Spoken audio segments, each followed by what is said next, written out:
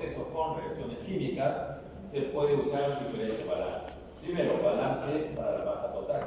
Tiene la forma de entrada-salida, ya que no se tiene en cuenta las reacciones químicas que suceden. Por ejemplo, puede ser acá, en las primeras etapas. Balance para cada reactivo, para cada producto, o tiene un término de producción si se trata de un producto, o un término de consumo si se trata de un reaccionario. Esto ya estamos acá. Balance para cada átomo participante en la reacción. Los balances de especies atómicas tienen la forma entrada-salida, ya que los átomos no se crean ni se destruyen. Una forma de reacción química. Y esto mayores lo vamos a ver como balances elementales.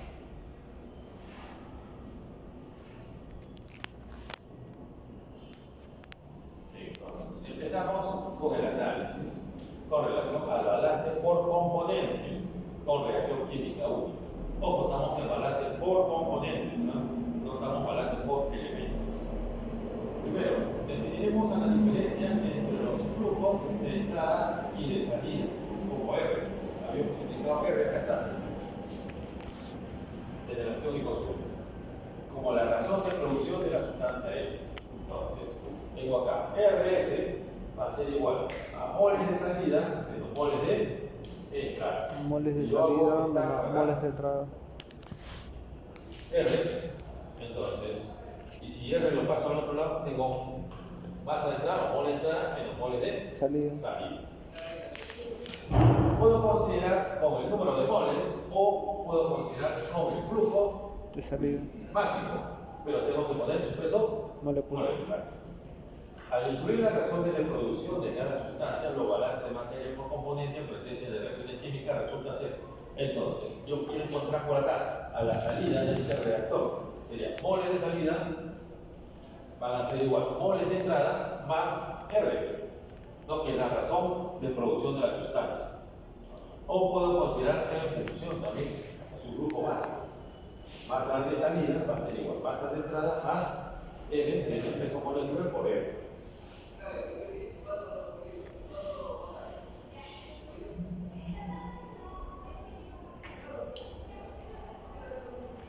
Vemos el concepto de velocidad de reacción va a ser igual a R entre su coeficiente. Entonces, este se representa el coeficiente estequiométrico de la sustancia. Se le asigna convencionalmente un signo negativo al coeficiente de los reactivos. Acá lo hemos considerado A más B, C más D. Estos reactivos, en función del tiempo, se van a consumir. ¿Por tal motivo? Si no, negativo. Si voy a analizar C y D, esto en función del tiempo, estos se van a generar, ¿no? Positivo. Entonces vamos a tener este concepto, mole de salida, mole de entrada, y este coeficiente va a corresponder si es producto o es reactivo. O también lo puedo hacer en función del flujo másico. Flujo másico de salida, flujo másico de entrada más. Entonces, se define la conversión de una sustancia X.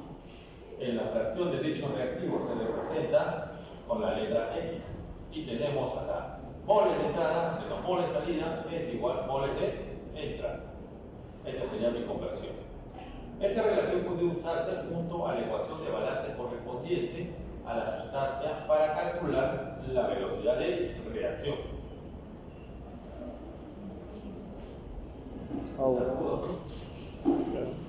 Entonces, moles de salida menos moles de entrada es igual al coeficiente por la velocidad de reacción. Esta es la ecuación de balance que hemos determinado. Y considerando la definición de conversión de la sustancia, voy a juntar estas dos ecuaciones y voy a encontrar moles de salida o moles de entrada con la conversión es igual moles de entrada menos moles de salida. Al efectuar esa sustitución resulta que la velocidad de reacción va a ser igual a los moles de entrada, porcentaje de conversión y la velocidad o el coeficiente. Este va a ser la velocidad. Ahora bien, si yo tengo A y B, que son los reactivos de entrada, ¿cuál de los dos voy a considerar en esa ecuación? ¿El limitante? El reactivo Limitante. limitante, ¿no? Entonces, moles de entrada en esta ecuación corresponde al reactivo Limitante. limitante. ¿Está bien? Entonces, porcentaje de conversión también va a estar en función del reactivo limitante.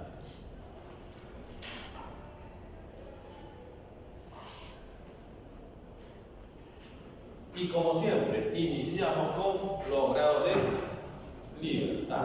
En todo tipo de proceso tengo que iniciar con el análisis de grado de libertad para ver si hay o no hay solución al problema. Los grados de libertad de un sistema con reacción química se definen de la siguiente manera. Grado de libertad es igual a número total de variables de corrientes independientes más número de velocidad de reacción según el número de reacciones químicas. Entonces, en los grados de libertad que nosotros habíamos ya considerado en una etapa o en forma global o en el proceso, ahora tenemos que añadir las reacciones químicas que suceden en esta etapa. Por decir acá, ¿no? Si hay una sola reacción química sería más 1, pero si hay 2 sería más 2, y así sucesivamente. Luego, menos número total de ecuaciones de balance independientes, menos número total de variables de corrientes independientes, que se especifica composición y flujo, menos número total de relaciones adicionales, y quedaría de esta manera. Grado de libertad va a ser igual. Número de variables independientes más número de reacciones, menos número de ecuaciones de balance, número de flujos específicos, número de concentraciones específicos y número de relaciones. ¿Sí? Solamente añadimos la cantidad de reacción química.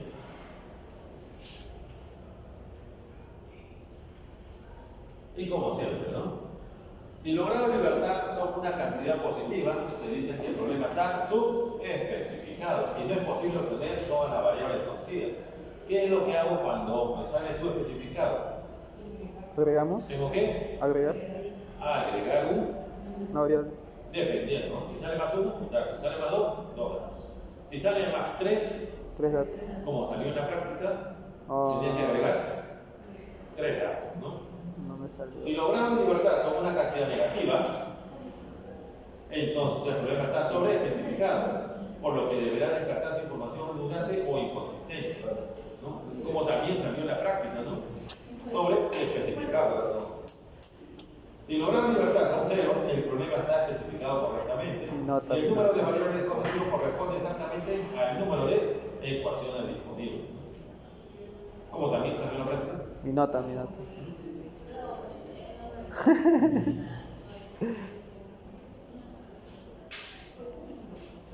Bien, entonces, cuando también encuentro reacciones químicas, hay una condición muy importante, las reacciones de combustión. La combustión es la reacción entre un combustible, sustancia que se quema, y un comburente, sustancia que produce la combustión, generalmente el oxígeno. Burrito oxígeno. ¿Estamos en tiempo? No. ¿Ya está quedando? Hasta las 12. Ah, Hola. a las 11:30, ¿no? Sí, 11:30. 11, no, 12 y 10. Hasta la. 12:10. No, a ver, la primera 2 horas sería 11:20. Ya, hasta 11:20. Ahí estamos rectos. ¿Qué pasó? La delegada no dice nada, ¿no? 9 minutos. Acabe eso, profe. Faltan 9 minutos. 9 minutos faltas. Revocamos a... No, seguimos. Sí. Reacciones de combustión. La combustión es la reacción entre un combustible, sustancia que se quema, y un comburente, sustancia que se produce en la combustión. Generalmente siempre utilizamos el oxígeno que está en mayor cantidad. Es una reacción para producir, además de los productos de combustión, calóricos. Es muy importante en la industria por la gran cantidad de calor que produce. Combustible es cualquier metal capaz de liberar energía cuando se oxida en forma violenta por desprendimiento de calor. Es una reacción exotérmica. En general se trata de sustancias susceptibles de quemarse siendo varios los tipos de combustibles. Tenemos combustibles sólidos, como por ejemplo el carbón y la madera, combustible líquido como el queroseno y la gasolina. y combustibles gaseosos como el gas natural, metano y el GLP, propano, butano.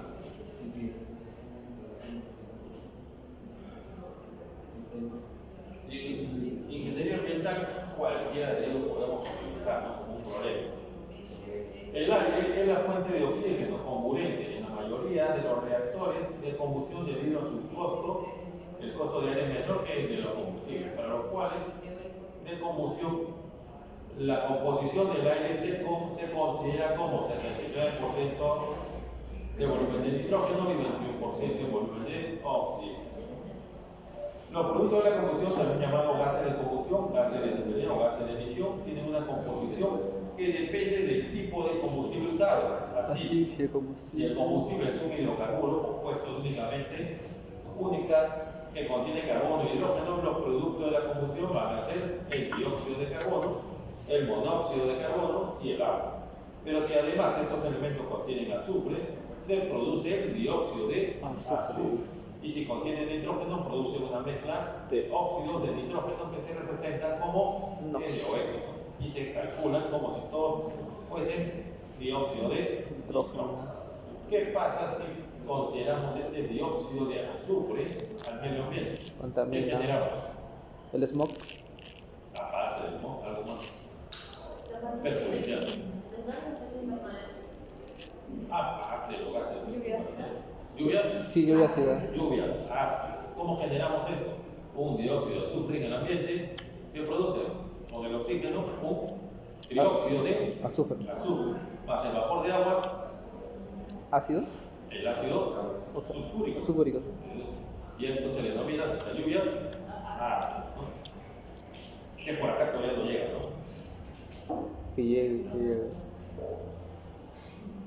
Los fenómenos ambientales ya llegarán.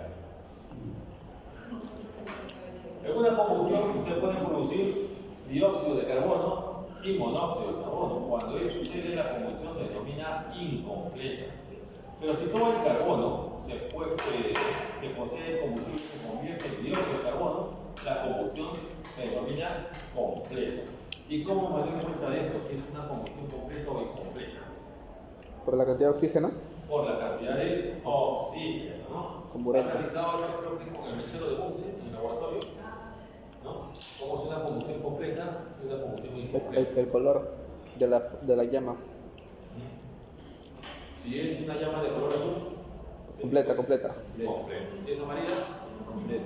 Y para eso que movían la perilla del oxígeno. ¿No? Si había una mayor cantidad de oxígeno, ¿qué tenemos? Una llama Completa. Azul. Una llama azul. ¿Luminosa o no luminosa? No luminosa. No No luminosa. La amarilla es luminosa. Si cerramos la cantidad de oxígeno, La amarilla. amarilla. Luminosa. Pero va a ser una llama Luminosa. Y eso va a depender de la cantidad de oxígeno. Entonces, la cantidad de oxígeno, ¿qué va a generar?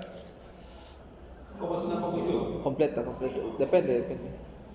Entonces, la cantidad de oxígeno me va a generar, si va a ser Completa o el incompleta. producto un dióxido de carbono O o monóxido. monóxido de carbono. Bien. Como el gas de chimenea contiene agua, su composición puede expresarse de dos maneras: en base húmeda y en base seca. El término composición en base húmeda indica la fracción de molares de los componentes de una mezcla gaseosa, incluyendo el agua, y el término composición en base seca indica las fracciones molares del mismo gas sin considerar el agua que contiene.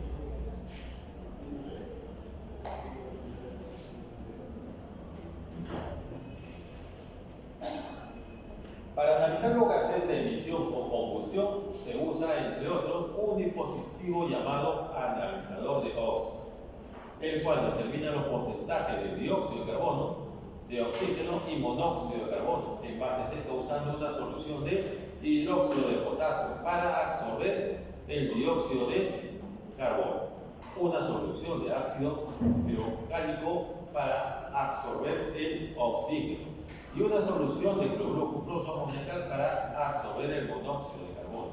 Lo que sobra del gas de chimenea luego de ser absorbido por esas soluciones es el nitrógeno.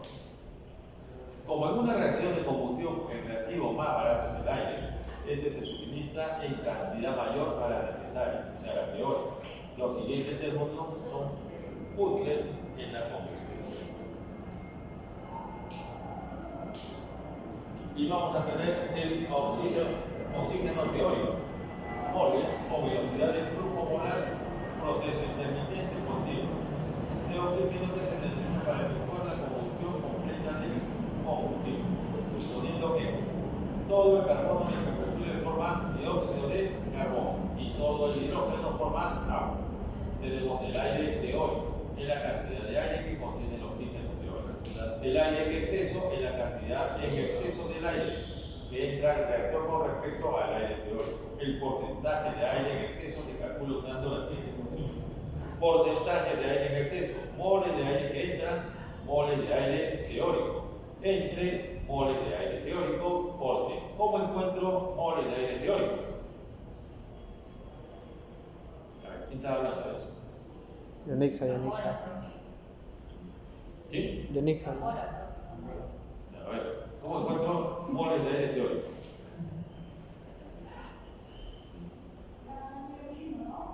¿En base a qué? A la ¿Qué cálculo? ecuación. Ya, tengo moles de aire que entran y moles de aire teórico. ¿Cómo encuentro moles de aire teórico? ¿Cómo? Ya, pero después lo hemos visto, ¿no? Fracción molar. Todo el rato lo hemos Fracción molar. O fracción molar. Ya puedo considerar, pero ¿qué más? Aire ¿Y teórico. base qué? ¿Y el balance qué me da? ¿La? Teórico. ¿La? El base en la estequiometría. ¿Vas a decir? Claro. En base a la estequiometría encuentro moles de aire teórico, ¿no? El dato, moles de aire que entra, ¿qué cantidad?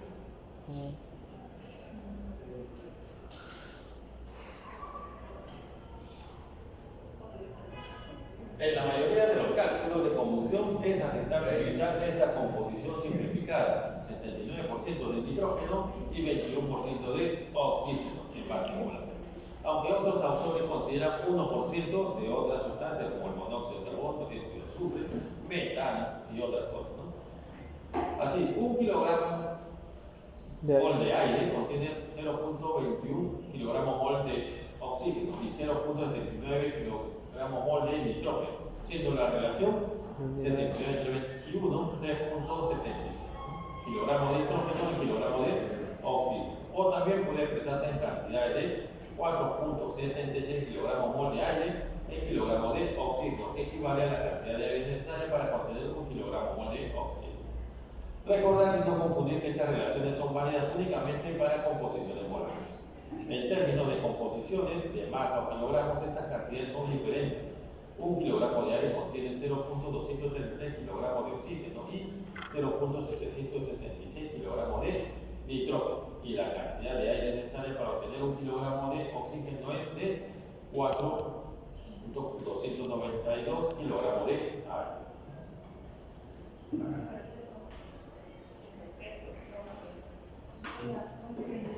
Muy bien, problema propuesto. Se efectúa una reacción cuya estequiometría es, ya tengo la estequiometría A entre B es igual a 2D. Con 20% de conversión de A, estamos trabajando con el reactivo. La corriente de alimentación al reactor contiene 25% de A y 75% de B, porcentaje masa, y tiene un flujo de 1000 kilogramos hora. Si el peso molecular de A es 28 y el de B es 2, calcule el peso molecular de D. Calcule la composición en base al peso de la corriente de salida. Primeramente hacemos nuestro análisis de grado de libertad, realizando nuestro esquema correspondiente, ¿no? Agua. Hacemos nuestro esquema, flujo de entrada, flujo de salida, la reacción química del reactor y hacemos nuestro análisis de grado de libertad. Muy bien, entonces tenemos... Doctora.